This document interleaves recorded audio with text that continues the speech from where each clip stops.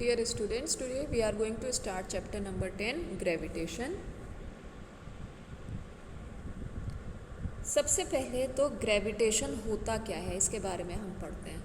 अच्छा, आप कोई भी चीज़ अगर ऊपर आसमान की तरफ उछालते हैं तो उसका क्या होता है? आप एप्पल उछाल रहे हैं, आप बॉल उछाल रहे हैं, आप स्टोन उछाल रहे हैं, तो उसका क्या होता है?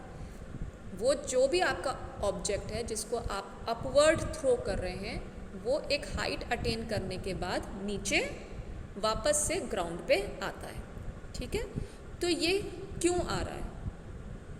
So here comes gravitation. So gravitation is the force of attraction between two objects in the universe.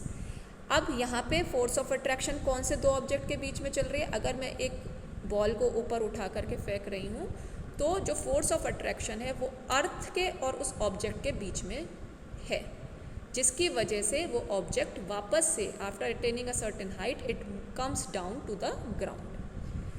पहला पॉइंट इसमें आ रहा है, ग्रेविटेशन में be the attraction of objects by the earth, और ग्रेविटेशन में be the attraction between objects in the outer space. So it can be the attraction by the earth, even it can be the attraction between the objects in the outer space. So let us study certain examples of both these two categories. तो पहला आपका जो मैंने अभी आपको बताया, if a body is dropped from certain height, मान लीजिए आप छत पे हैं और वहाँ से आप कोई भी ऑब्जेक्ट को थ्रो कर रहे हैं, तो it will definitely it is going to fall downwards. So why it is falling downwards? क्योंकि अर्थ की जो ग्रेविटी है वो उसको अपनी तरफ खींच रही है, ठीक है, अट्रैक्ट कर रही है. So if a body is thrown upwards, now the second case is that now I am throwing the body or the object upwards. So it is going to reach a certain height and then it will start flowing downward. Again, why this is going to happen? It is going to happen due to the Earth's gravitational pull. Okay, ये तो था object के ऊपर अर्थ का attraction. ठीक, next आ जाता है कि अगर आउटर स्पेस पे कुछ ऑब्जेक्ट्स हैं तो उनके बीच का अट्रैक्शन कैसे हम इसको शो करेंगे. Example, attraction between the earth and the moon, attraction between the sun and planet. सब ने सोलर सिस्टम पढ़ा हुआ है. सोलर सिस्टम पढ़ने पे आपने देखा ही है कि सन के चारों तरफ सारे के सारे प्लैनेट्स रिवॉल्व कर रहे हैं. कैसे रिवॉल्व कर रहे हैं? So there is a force of attraction which is acting between the sun as well as the planets. Okay, or between the earth and the moon.